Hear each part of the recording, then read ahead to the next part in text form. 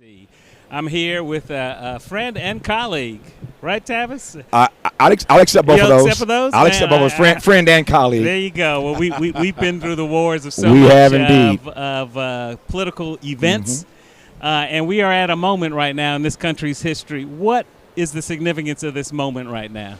Oh, I'm a history student of American history and certainly African American history, and these moments matter.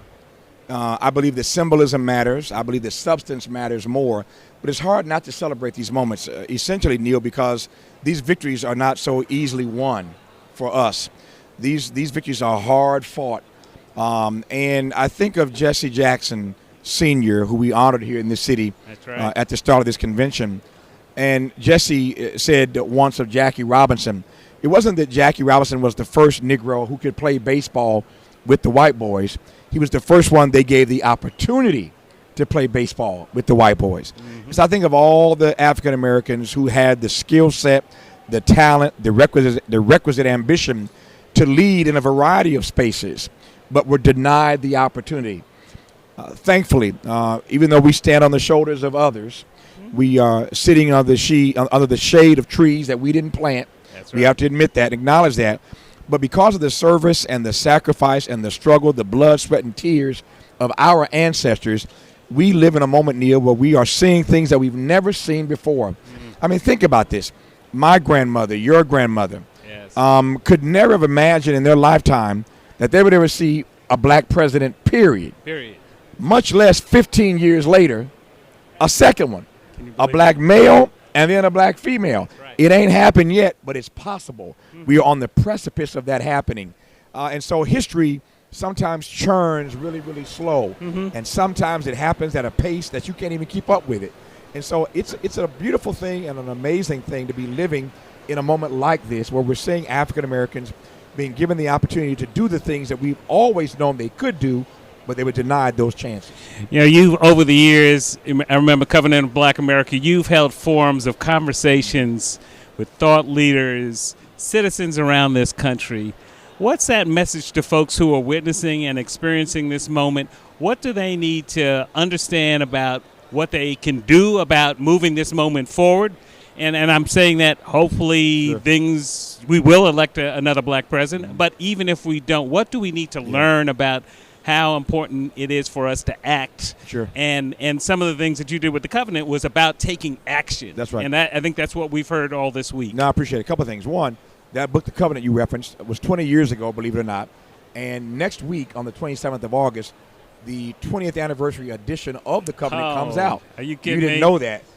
It comes out next week. So it's The Covenant with Black America 20 years later with new essays, some brilliant writers in this. But we're looking back on The Covenant 20 years ago and trying to assess where we are 2 decades later. So the timing of this book coming out now, initially it came out on the eve of Obama's election. Yes. Now it comes out on the eve of potentially Kamala Harris's election. So 20 years later, The Covenant of Black America, that book comes out literally on August the 27th.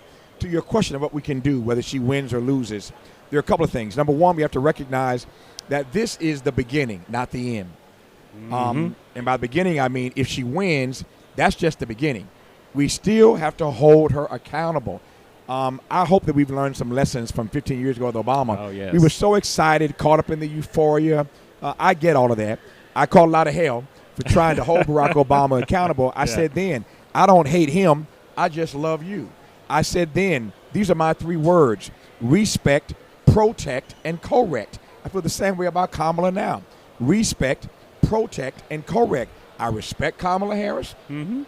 I will protect Kamala Harris from any white supremacist attack. But number 3, I will correct Kamala Harris in love when I think she's wrong. Respect, protect, correct. I don't understand Negroes who don't have any sort of critique of any African-American president of these United States. Here's my point.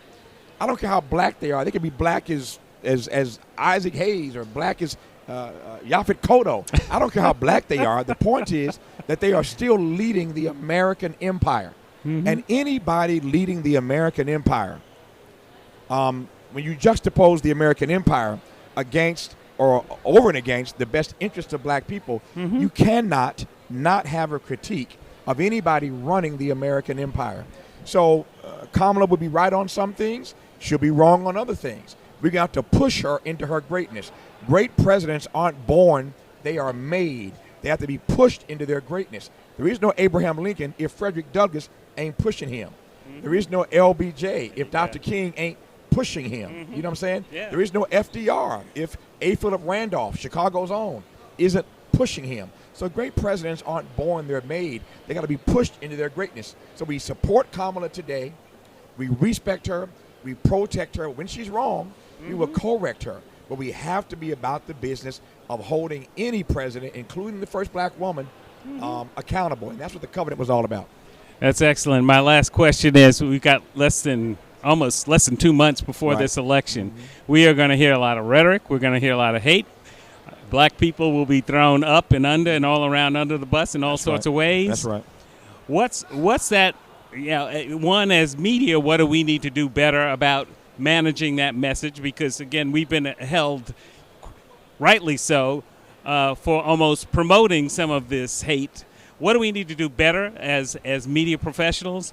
And then I want to flip that as politicians, particularly the vice president running for president. What is the messaging she and her campaign are going to need to use to make sure that we can be trusted and be felt welcome into this democracy that we're living in these days? Yeah, the first question on the media, I'm praying for us. Let's put it that way.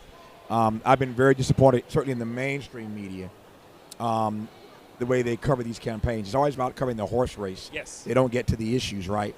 And with Donald Trump, he's just had his way. I know what's driving him crazy right now is that he's not controlling the media narrative. Kamala is, and it's been that way for a month or so. You know that's making him. I was gonna say pull his hair out, but I won't say that. I won't use that metaphor. It's driving him crazy. So I've not been a fan of the way the media, the mainstream media, has covered these campaigns. Again, always focused on the horse race, never getting to the sustenance of these issues.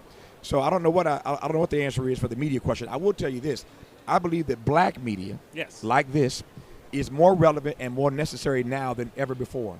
Because there are certain questions that don't get asked if we don't ask them.